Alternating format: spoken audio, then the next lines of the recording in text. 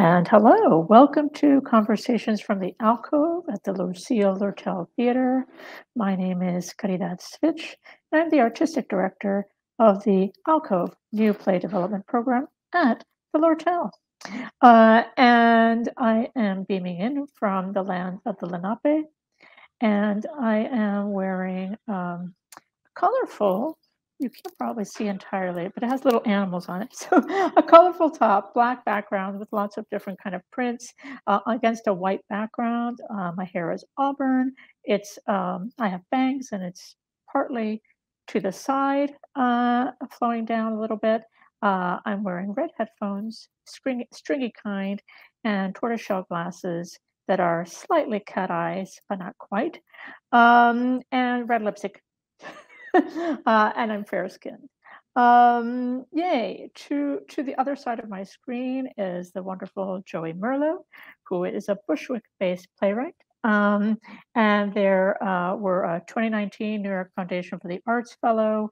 They have been an alum of the NYU Film Lab, a playwright in residence at the Abington Theater Company, artistic director of Wolfpack Theatrics, many things. Their work has been seen all over the world, including Ghana, Greece, and Peru.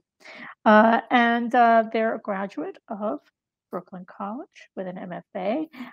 And today's conversation will be focused on a variety of their works, but among them On Set with Theta Bara, which is a piece that the Lortel is co-producing soon. So once the dates are live, I can save them.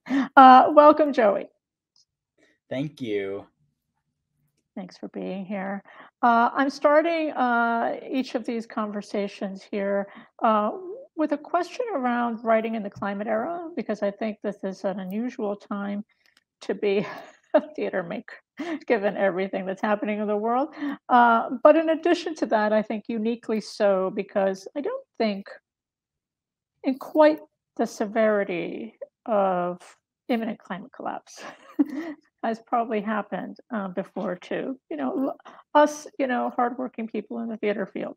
So how, what, why? Oh my heavens! How do you approach making art at this time? That's a good question. Also, I don't know if you can hear licking. I'm dog sitting right now. Oh, hi, dog. And I gave him like one of those peanut butter filled. I'm out of friends. Yeah, his name's Toast. He's very cute. He's being very good. Hopefully, he'll continue to be very good during this. Toast will join us. It's fine. Yeah. Yes. So yeah, I think now as always, and I don't think I'm alone in this. I think especially artists, we tend to be sensitive individuals. And I think we're not only sensitive to each other and to the range of human emotions, and that we're also sensitive to what's happening in our natural world. And I feel, that like my job as a writer is to just continue to be open to what's happening. And I think there's potentially, when there are moments of fear, was it only a couple of weeks ago, when our air was terrible and it looked like Mars, there's like an impulse to kind of like lock yourself away and feel really small and really scared. And I think part of how I'm trying to operate during this time is to keep myself open and listening and aware and responsive to what's happening in my environment, in my microcosms and my macrocosms, and to try to allow that, how that's affecting me as a human and how I see it affecting my world, trying to allow that to come through in my work. And I also think I've always loved the idea of trying to write a play, and theater is language is for me, for the kind of theater I feel most connected to. I think it's language driven, and language is the primary medium for me anyway. And so I I think I've always liked the idea of writing a play that could work in a very raw way. That if there was no more electricity and you were just outside around a campfire, that something that it's still translatable, that the play still works. And I think so I guess I'm thinking about that even more now. Just like, and what does it mean to make eco-friendly theater? And it's hard to do that in a city where you have I mean, we have many theaters, and you have all this technology, and you can have a lot of special effects, and you can have a lot of design elements, and then to try to think about ways to connect to the words and to like the natural world is exciting to me. And I and maybe we'll be forced to do that eventually if things move in an awful direction. I also think that thinking about times, there was that Paris Review article that came out years ago, but I remember it was about the summer without a sun, they were calling it. It was the summer that Mary Shelley was writing Frankenstein, and a volcano had exploded and the skies were just black. And for an entire season, it was just this terrible, dark weather. And all of this pretty incredible art came out of that period, including Frankenstein, which, I mean, many of us have read it. So there are a lot of metaphors in Frankenstein, and it feels like it's directly speaking to that time period and to what was happening at the time, climate wise. And then also this article ties in that what eventually became our modern day bicycle was also invented. And so I think times of crisis and times of change, hopefully that creates innovation and we can find solutions. And so I hope to be a part of that movement of folks who are trying to mobilize and trying to improve and trying to find solutions, and can't necessarily correct the damage that's been done, but how do we move forward is a question I think probably will inherently be in whatever I write also. Yeah, thank you for your response. I guess it makes me think of so many things, but also about the particular should I use the word burdens? I'm not sure that's quite right, but responsibilities, responsibilities, burdens about writing in this time, that because it also you need to factor in. I was just talking to a colleague yesterday about this, factoring in not just the climate and being harmonious with the planet, and at a time when the cultures, at least in the U.S. and certainly other parts of the world, are behaving in disharmonious ways with the planet. But there's also the contending with, we're still in the middle of a pandemic. We are definitely interpandemic. I feel like there's going to be, this is part of a cycle that we're in, which means that we're also contending with fellow artists that have been, but maybe starting to suffer chronic illness, and and how does that affect the speed at which, I'm thinking a lot about speed of work, right? Like, so what happens when, and this goes back to thinking too about, I mean, this may seem very pedestrian, but sort of like memorization, right? Like, where I've heard, I don't know how many actors who, especially if they're longer in their career, who suddenly say, "Oh, I had to give up because I couldn't memorize." And I was like, well, why can't we have systems that don't punish you because you can't memorize anymore? And I feel like we do have ways of doing that, right? There's earpieces, there are all sorts of ways of maneuvering that, right? So I feel like, I guess I'm just thinking also about, in terms of making work, of like, how do you build into the work, as here we are, architects, playwright architects, build into the work the capacity for this to occur, the capacity to accommodate different speeds. Maybe this is not memorized. Maybe, other ways of thinking about how it could happen. So it doesn't feel like it's a failure of the show, but actually part of the concept behind it, part of the way that it's being sustainable, not only with planet, but sustainable with each other as human beings. Mm. Yeah, there's this really interesting contradiction that exists in the theater that I find very attractive, which is that to me, really good theater feels hyper constructed in a way, and I feel safe as an audience member being able to sit there and know that I'm in good hands, so to speak, and that this is a crafted reality, and that it's organized, and it's so particular and meticulous, and there's something when the show unfolds without a hitch in that kind of environment. It's so satisfying for me as an audience member also to feel like, oh my God, the music box is working perfectly. Like everything is designed.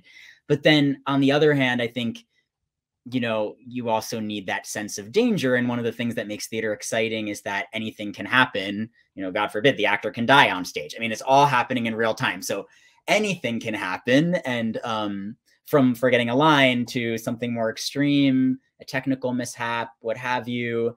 And I think that those two things and the dance that they do each night that a show runs is really exciting. And I think I'm just thinking about this because I think there's something about that ties into what you're saying, and how, what other configurations, what other dances, what other elements can we bring in and still feel satisfied or feel like this is a theatrical experience that is, that maybe is innovating on the form as it is. Yeah, but also maybe establishing new, I hate the word norms, but conventions, like, because theater is built, a lot of theater is built on convention. Like, what happened before? Oh, we'll do that again. Oh, but we'll add these 5 things, right? Do you know what I mean? So we're kind of, we'll break that down. No, we don't like that convention. We'll do something else. But there's always certain assumptions that come into play, whether you're reacting against them, or whether you're kind of reinscribing them, or deciding to throw them out altogether. Yeah. So and I guess I'm just thinking about, well, what new conventions can we create so that it Yeah. doesn't feel like an anomaly, or like, oh, that's unique to that show. It's like, oh, like maybe that's just a way of working. That could be a way of working. I guess I'm just thinking about, in terms of the climate era, of thinking, what are things that can just be the ground floor for how we work. And maybe there's a menu of things, from, because I think sometimes when people think about climate era theater, they immediately go to, it can't be a big set. They immediately go to the first thing they can see, right? Like, it's sort of that notion of, where are the materials? You know what I mean? And I'm like, well, but there are other kinds of materials that we do work with, right? That factor into this. And I just keep, maybe this already exists, but if it doesn't, maybe we should draft it. But a kind of like, here's like a menu of options that, as climate era artists, we can start looking at ways of, from the beginning of making the work, that it's starting to impact how we design it. Because I think once you've designed something with that in mind, you kind of save yourself a lot of trouble on the back end, in terms of, I've seen shows where it's like, oh, I didn't think about that. I have to now reconfigure the entire thing. It's like, well, what happens if you think about it from the beginning, and then it's sort of there for you in a way. So I just wanted to sort of drop that in. I wanted to shift slightly, because it is a climate era play, since it's being made now, and was made now, which is On Set with Itabara. And where did it come from? What happened? How were you inspired? All those good things, but also the unique thing of that piece, manifesting in the world, and also its production, its first staging at the Brick with the extraordinary David Greenspan in the roles, and all the roles, and Jack Serio directing. So, and then since by the time this airs, I think we'll be coming up to the remount of it. But yeah, how did it come upon you? So at Brooklyn College, it's a generative program, and we have to write one play every semester. So there's a lot of writing. And then in between that, and I had Anne Washburn one semester, and she was having us write these like shadow plays at night, like 3 a.m, on top of writing our regular semester plays. So it's just like a lot of writing. And so it was kind of, as most plays are, I think it was a combination of things. I think Theta had been on my mind for a long time because in elementary school or middle school, there was something on Yahoo where you'd upload, it would take forever, but you'd upload your photo into this system that I remember was like, on the opening page of Yahoo, and it was like a celebrity doppelganger where they find your celebrity doppelganger. And so my sister did it, and she got like Lizzie McGuire, and then my other sister did it, and she got like Courtney Cox, and then I did it, and I got Theta Bara, this black and white picture of Theta Bara, who of course I had no idea who Theta Bara was at that time, and I was a little offended at first because it was when she was all vamped up in this dark makeup, and I thought, oh my God, is that what I look like? But then I researched her because I immediately was obsessed, because I was always obsessed with horror, and as a kid I would watch like the Bela Lugosi Dracula on repeat, and Dark Shadows, and I loved the Wicked Witch of the West, and like those were all my favorite characters, the villains. And so Theta as a vamp was intriguing, and I read, I think at the time there was one biography about her, and it was she lived kind of a boring life, or I shouldn't say boring, but her life was pretty stable. She was a stable person in many ways, and she was, she was wealthy, and then she married a wealthy producer and kind of retired early, and there were no divorce, no big dramas, no kind of like catastrophes, except she died young of cancer, of stomach cancer, fairly young. And so so then I put that away for a long time. And then in another class I had with the poet Monica de la Torre, Monica had us do some writing based on visual prompts. We had to bring in prompts for each other. And the person who brought in a prompt for me, it was this picture of this kind of tundra landscape, all snow with like tire tracks in it.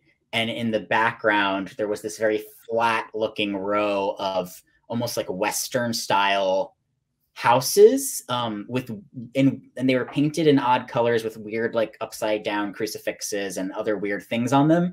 But it was clear that it was so flat, and the way it was lit looked like movie lighting. So it was very bright, lights on it. And it made me think of that movie, the Swedish movie, Let the Right One In, Let the Right Ones In, or Let the Right One In, about the vampire child. And then I thought, to myself, well, this is very theatrical, so this is a good prompt for me because it looks like a set. Then I was like, who would live in a place like this?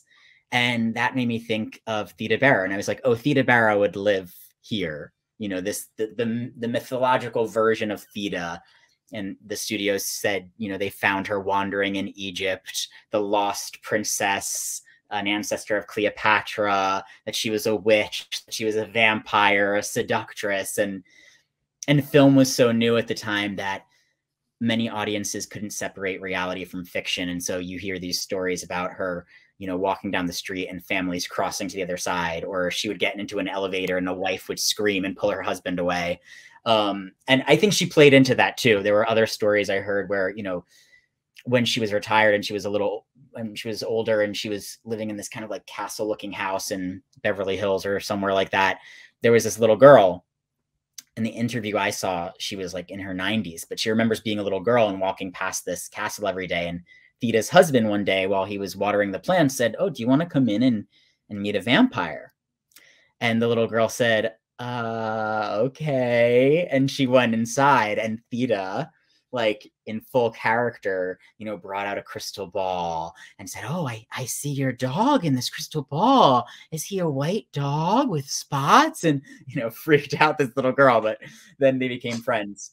Anyway, going off topic a little bit, but I guess it just came from there. And then I got very sick around the time I was writing it. And I was kind of bedridden for the most part for like months. And so I kind of went into this child place where I thought, oh, you know, I can't do anything fun. I can't go out to eat. I can't go to the theater. I can't do anything with my friends. So, okay, I'm going to make like a play world, and this play will be written, you know, in this way. And it was really a refuge for me, because it was really exciting to kind of like, it was the only thing I looked forward to during those months of being sick, was like being able to go back into this world. And of course, like, it was kind of a fever dream state also, because I was so sick, and I wrote it, you know, in maybe like 6 weeks or so. I was like, it was a fast process. And I think for me, either that kind of process, either like the writing turn, like either I hate what comes out of the end of that, or I really love it. It's like stronger than other things that take longer. So I don't know, but yeah. And then I worked with Alana Greenfield, who I know, you know, Yeah. who was leading tutorial. And so every week I would bring Alana pages, and I think she got really excited about it. So that made me more excited about it. And I kind of worked on it, workshopped it in class. And then I had worked with David. David did a reading of a different play of mine. And so this play, all 4 characters are played by one actor. And so I try not to think of an actor or actors when I write, but I did, of course, like come in and out of my mind. I was like, okay, I know there's one person that can definitely do this. And it's like an incredibly, you know, acrobatic play. And speaking of memorization, it's like, you know, it's a lot. And I knew that if David was willing to do this, that he would be able to do it. And so I asked him, and he said yes. And then I was also assisting the artistic director of Theater Lab at the time, Orietta Crispino, and Jack had just finished doing This Beautiful Future at Theater Lab. And so Orietta was like, "Oh, you have to meet Jack, and you should have Jack direct a reading of Theda Bara, and you can do the reading here." So that summer we did a reading with David. And then I had applied to the Exponential Festival with Jack, and we got into that festival at the Brick. And so then we were like, okay, now we have to raise the money, and we have to, you know, do this shoestring budget, favors production of Theda Bara. And so that's the whole story there. Toast. Oh, hello, Toast. Welcome. I like that they're now perched on the bed. Oh, very sweet. So cool. So fairly, it feels to me like a very fast process, not just in terms of the writing, but also then actually putting it up. Am I mistaken on that? Is like it was fast all around? It was fast all around. Yeah. I mean, and in some ways, when you're making theater on a shoestring budget and asking a lot of favors of folks, like maybe that's the only way. I mean, maybe that's the way it works best, is if you're like, I don't need a lot of time, like let's do it. Like, let's take a few weeks and like, let's just do it. And, you know, I can't pay you that much, but, you know, but it's not, maybe it's more doable if I'm not asking you for months of your life. Totally hear you. I know, and that's one of the things I think that's beautiful about theater at its best. I mean, everybody has different timelines on their process, and certainly some projects need to take longer than others. But I do feel like there's something kind of thrilling about just being very nimble and kind of like, let's do it. Let's put it like, because I think, no, I don't have a theory about this, but more like a hunch, which is that I feel like that kind of energy then translates into the production itself and then transmits itself to the audience. But Mhm. the audience, they may not know the ins and outs of how that piece came to be, right? So, but they may be like, huh, this feels like it just happened. Mhm. And in fact, it just did, right? So, Yeah. and I think that is kind of infectious, in the best way, right? In the most positive sense of like, you feel like the energy of something being born, and the audience feels that too. And so it doesn't feel like something that's been cooked to death. You know what I mean? I think Mm. that there's something in our industry thinking more about like text-based kind of driven Mhm. processes, that tend to, for a variety of reasons. Sometimes it's infrastructure, sometimes it's fiscal scarcity. There are Mhm. many conundrums around this, but I think that the things do get cooked to death. I've seen shows kind of start somewhere and maybe you hear like a work in progress version or something and you think, wow, that's like, I don't know where it's going, but it's amazing, right? And then like it gets workshopped and then it gets workshopped again and then it's workshopped again. And then sometimes it just, the blood goes out of it, right? And it just it, and it I find that so incredibly heartbreaking, Yeah. to watch that kind of process occur, because even if the show, let's say, does then get a production. You have this memory of what it was. If you were there at the ground floor of it, and you think, Mhm. "Oh, if only." I mean, I guess it's a larger question about how our industry moves, slowly, fast. Also, at times, in times of incredible precarity, as we're having now. Speaking of precarity, I know I need to mention this, for those of you listening and watching Under the Radar, which was an incredible festival that was housed at the Public Theater, among other venues. The Public Theater made an announcement that they would not carry it forward anymore. They used the word hiatus, but it's no longer on their website. Website. And that may seem like a small drop in the bucket for a lot of people out there in the world, but I have to tell you, like in the world of theater, especially bringing in work from abroad, but also work that is both local to New York, but also national, artists experimenting and making work that is, on the cusp, on the edge, in the margin. That was a place for that work to be seen and also to be picked up for future touring and so forth. So that's a huge. That feels like a knife in the heart to the industry, but I also feel like it's related in a weird way to this notion of things being cooked to death. But that under the radar, you always felt like, at least I think, as an audience, for the most part, you felt like this just got born, or it got born 6 months ago, or 9 months ago, and I'm witnessing it now, or it came from abroad and it took forever, and I don't know how many visas to get here. So I feel thrilled that I'm able to see it finally, right? So I guess I just wondered, like, in being a theater maker, you know, um, artist at this time in those waters of development and presentation, and like, how do you contend with spaces of experimentation dropping by the wayside, but also how do we refine new ones, I suppose? Mhm. Yeah, I mean, I've definitely, had plays succumb to the over-workshopped models, and I think part of that is that because there are few resources and few theaters that are willing to kind of take the risk of, like, throwing something that's pretty fresh on stage and just seeing if it works on its feet.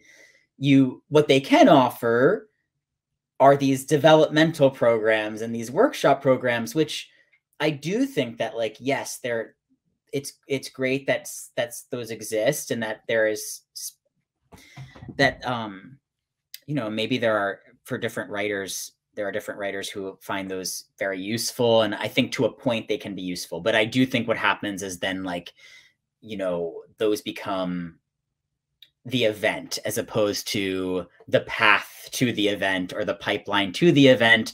And then, like, if the play is interesting enough or it's attractive to the gatekeepers, and it keeps getting, into these programs, then you feel you're kind of forced to say, okay, well, I want to be in this program, I want to put this program in my resume, so I guess I'll just keep workshopping this play. And, like, and I think that, unfortunately,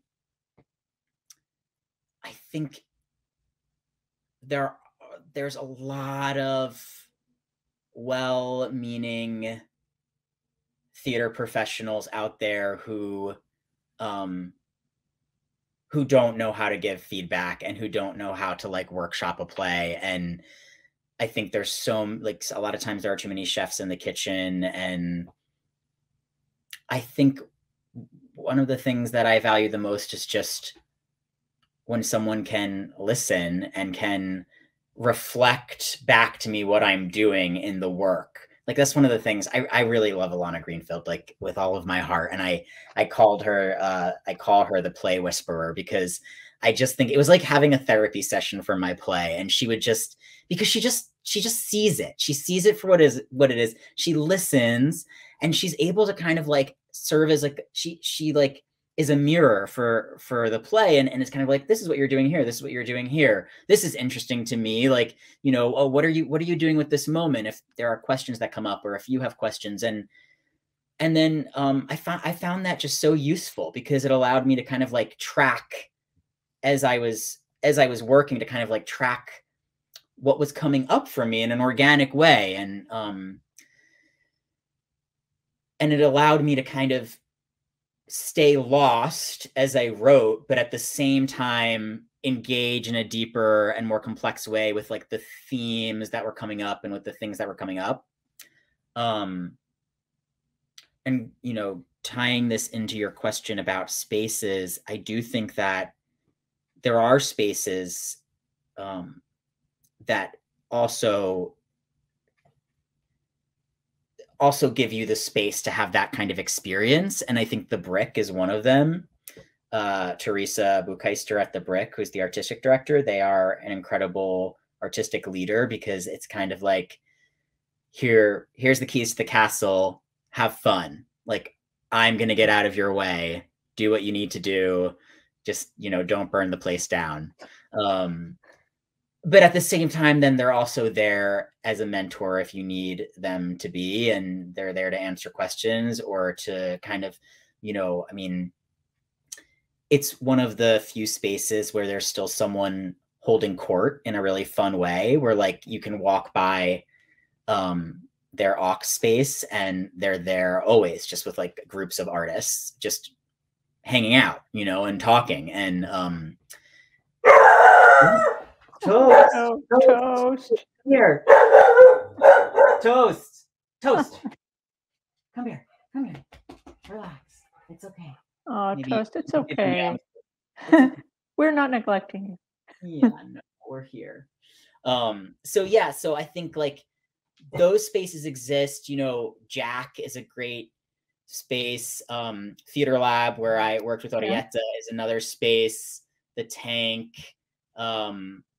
You know, I think that there are still those spaces that where I see a lot of kind of like community buzzing around those spaces, and where there's still kind of like a playfulness and an experimentation that's able to happen. And I was having an interesting conversation with friends the other day, because it was like, you know, is it okay that that certain theaters die? Because if the theater, you know, suddenly found tons of money, would it then become something else entirely? And would that kind of playful, messy, experimental work be happening there anyway? Maybe not. I don't know. I think there needs to be a balance, like, because I'm not saying that these spaces should all die and that they shouldn't be funded. Obviously, there should be funding. And how do we keep that balance, though, of, you know, not having the funding come with too many strings and board members and, you know, control? Like, how do we keep how do we allow the artists to have the control and the power when it comes to their work and to what's being made? Like, what are those models? I think we're always figuring that out, but I think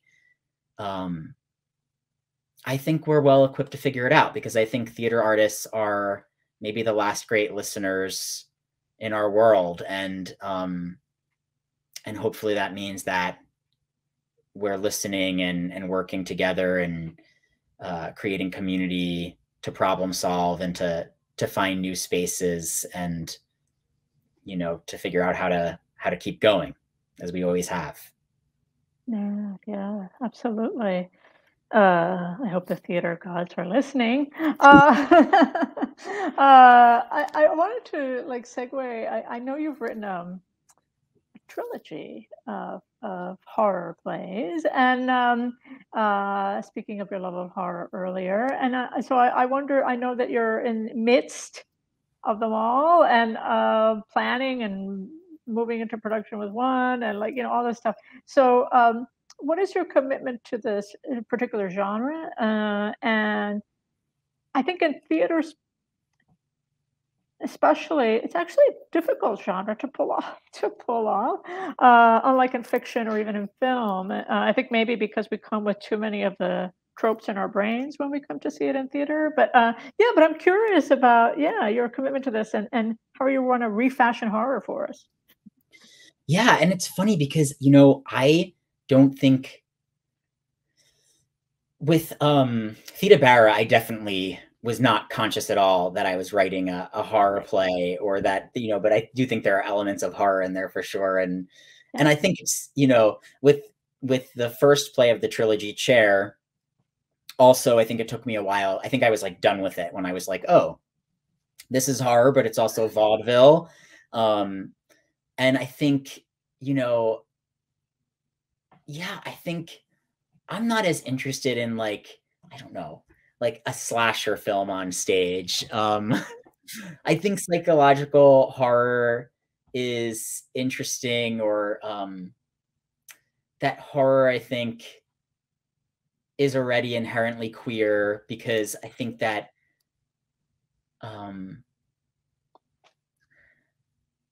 I think for a few reasons. One, I think that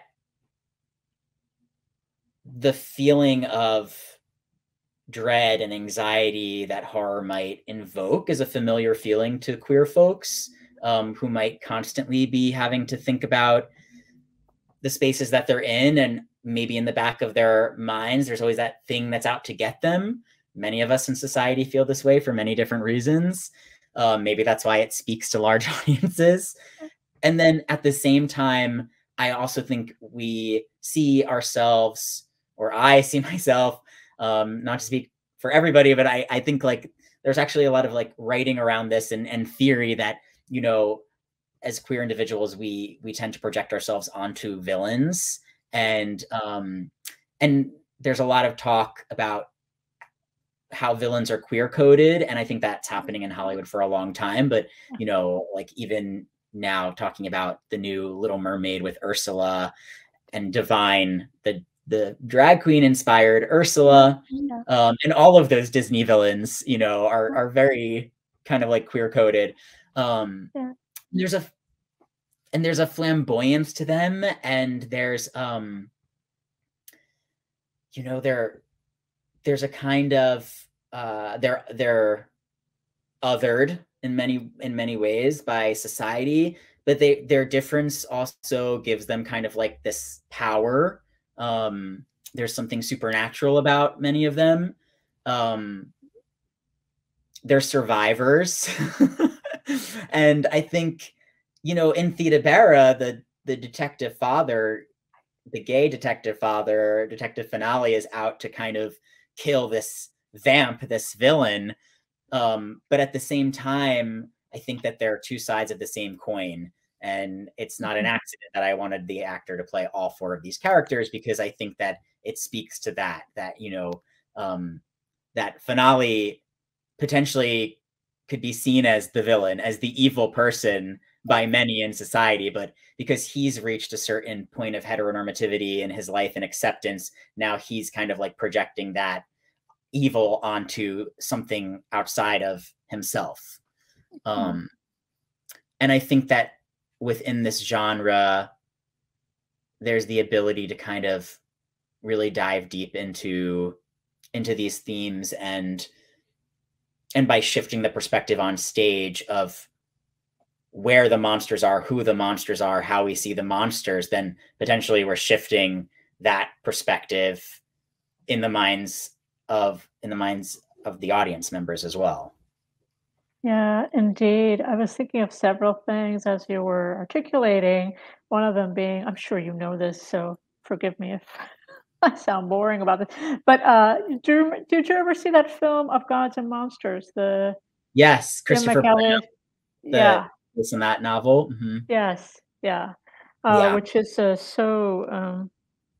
I think about that film. I think about it a lot, even though I remember when it came out, it was not a box office hit. You know what I mean? It sort of Mhm. came and went, and there was something so vulnerable about that movie, Mm, that kind of has stayed with me for a very long time, and I also felt like it was quite daring in terms of what it was doing, mm, and investigating, and I kind of part of me is like, I want another movie like that.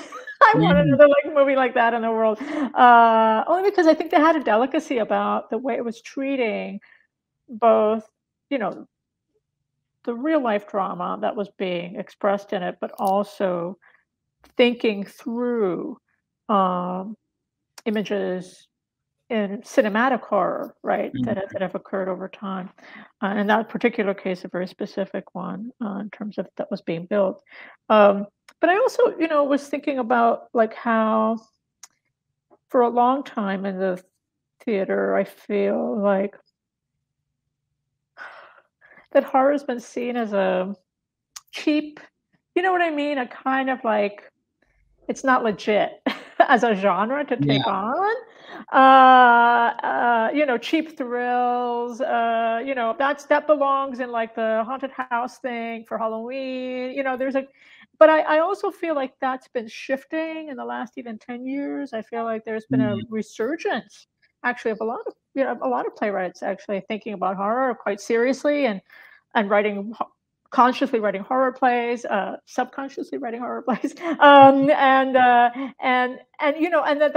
that on the other side of that, I would say that venues and producers starting to become more receptive as opposed to dismissive or treating it like a one-off. Part of it is I'm wondering about.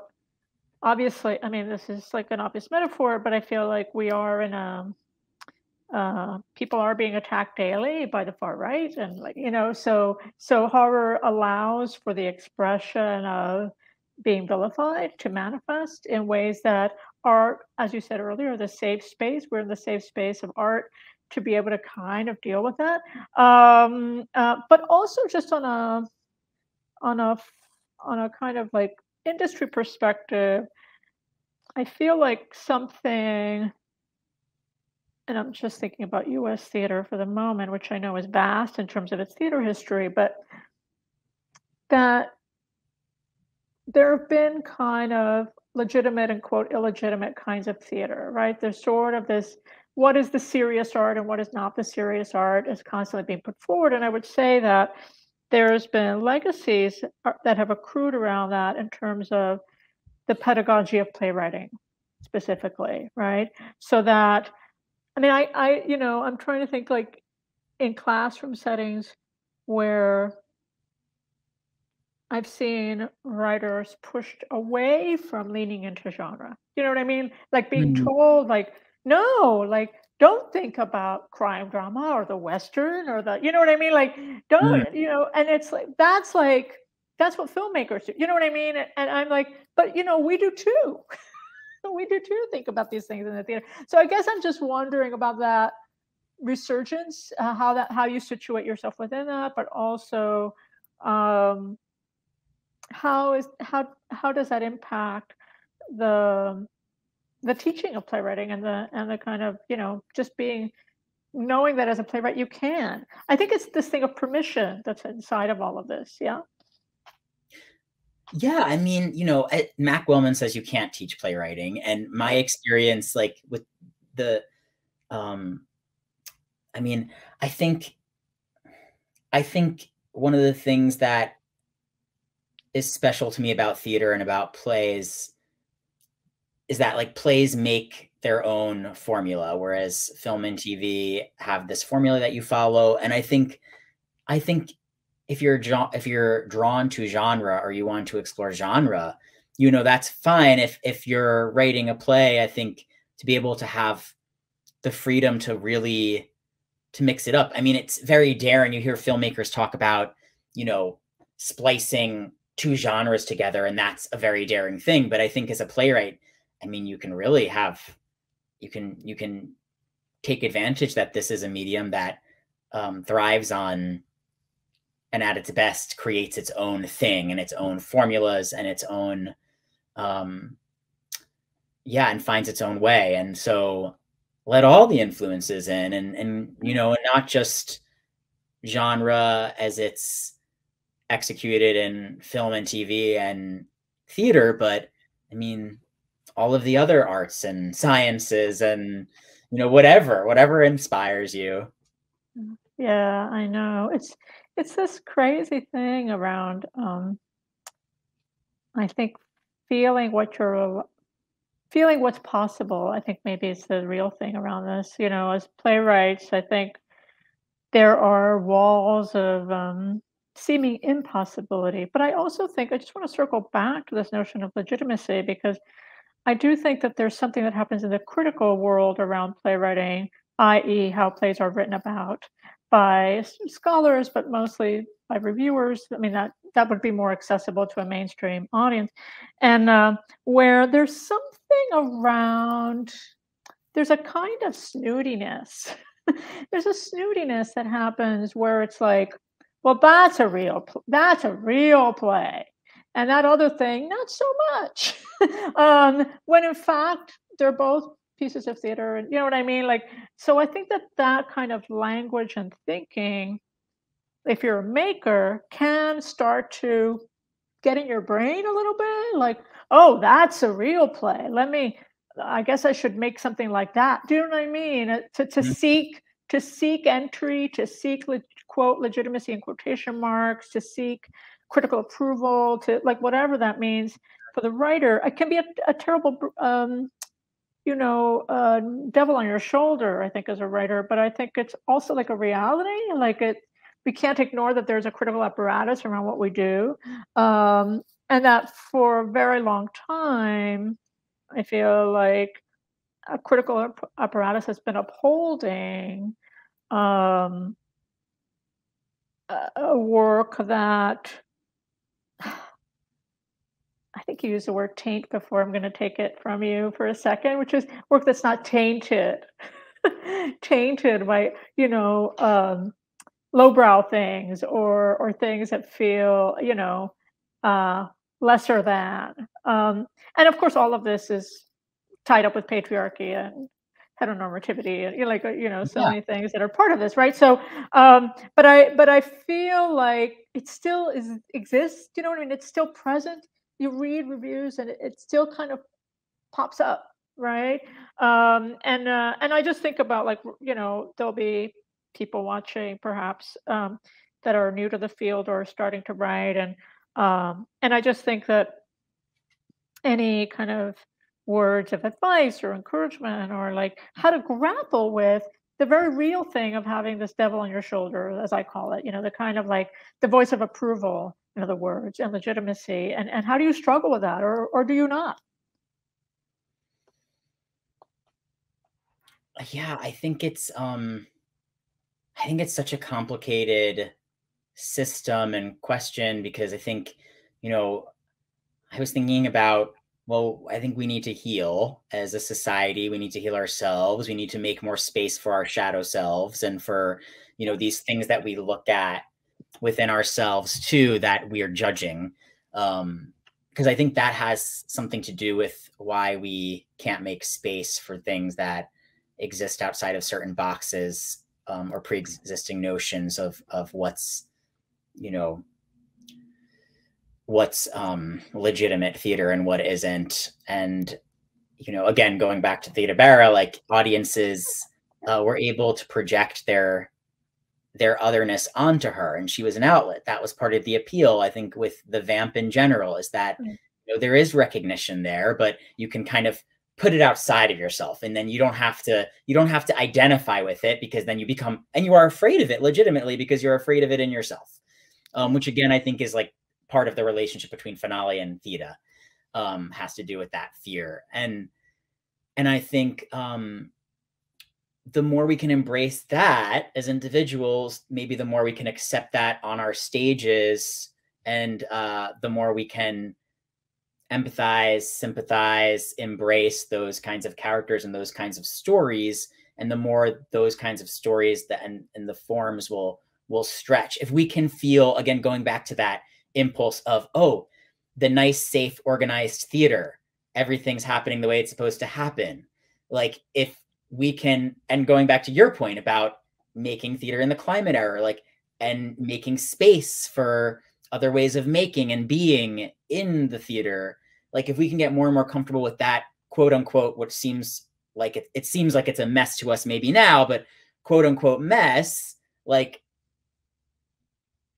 I think it's going to happen. I think it is happening. And I think it's going to continue to happen pretty naturally, that like taste and style will evolve, and what's acceptable will evolve and change. Like I think about James Joyce too, and Ulysses, and like, you know, the farting and the shitting in that, and like, you know, and Shakespeare too, and like the sex jokes, and you know, like there's always been lowbrow within the highbrow.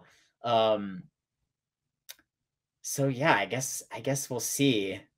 I think you have to really, I think it takes time, and I think it's hard to just tell someone like, you have to find your core, like find the thing, you know, who are you, and really kind of stand up for who you are and what you want to make.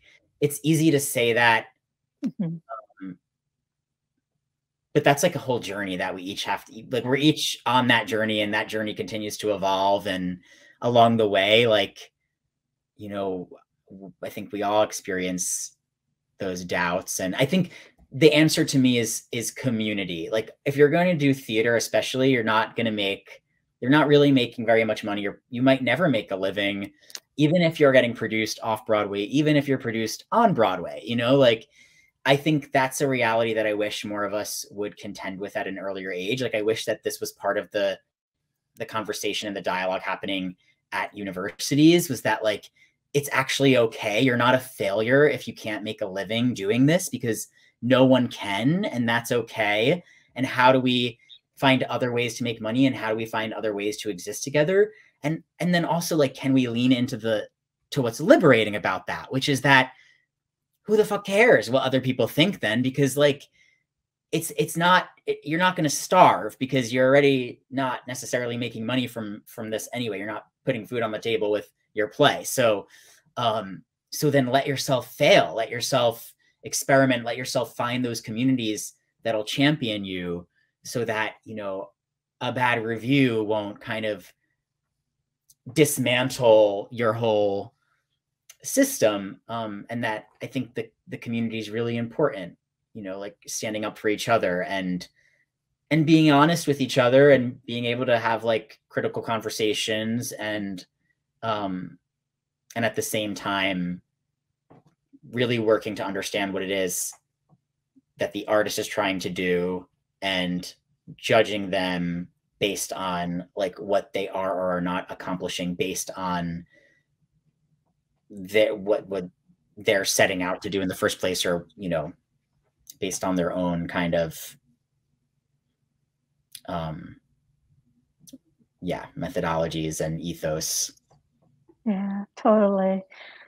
Finding community, being a community. Yeah, you know, often when I work with students, I say, just find your people, or maybe people will come to you. You know, I mean, there are many ways that this occurs, but if you don't have that, it's just, I mean, it's such a lonely profession. It's such a hard career, and the hard writing life. You know, the joy of it, of course, is the making and the being with, and the, you know, all the sort of delicious things that come with that.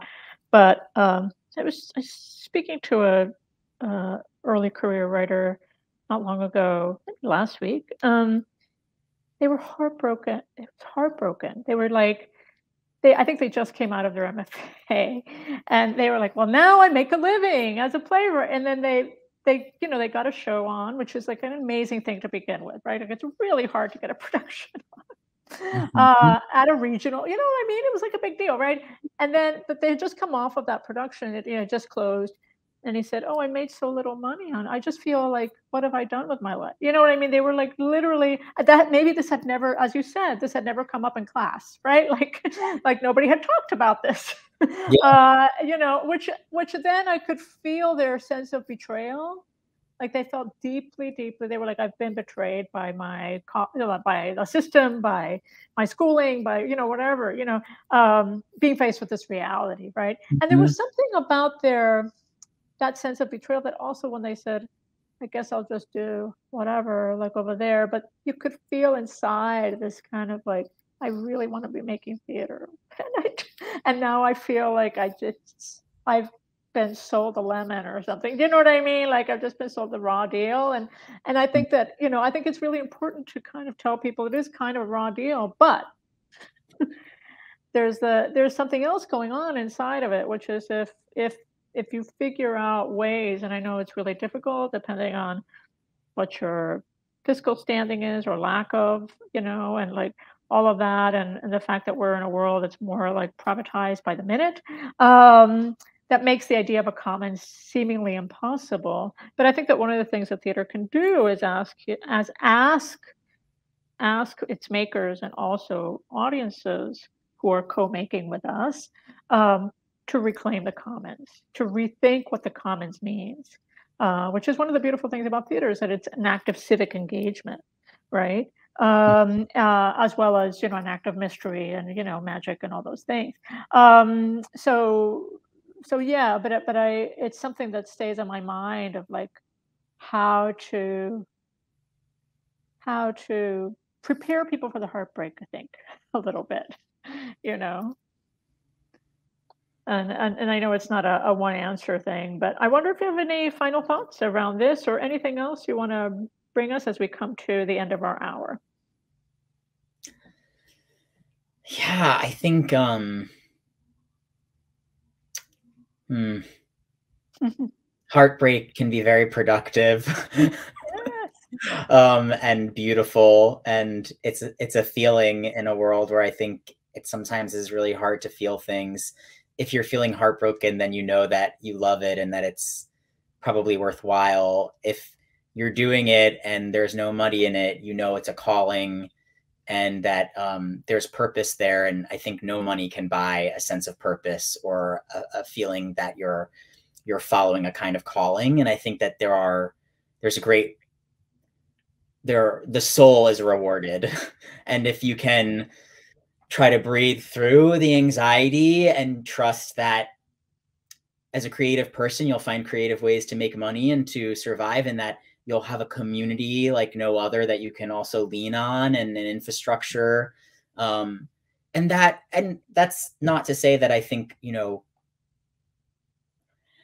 we all need to um, push harder and maybe get more organized, protest, lobby, do whatever we need to do to put pressure on government to create ways that artists can exist in the world. I mean, I think maybe there should be universal income for everyone, but yes, for artists there should be income. If you can show that you're consistently making work, whether you're self-producing or you're generating, that you're putting it, that you're really doing it, then there should be something to kind of help you make that life work, because I think that this is beneficial to society as a whole, and that I think that should be supported and championed.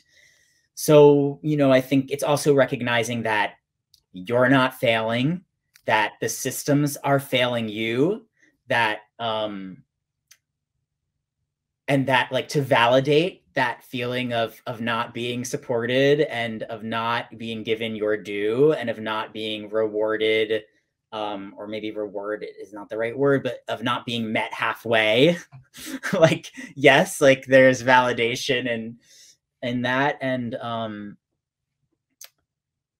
yeah, like universal income, healthcare, those basic things that we should have, I think could make this so much easier for all of us and more doable, and it would make more sense.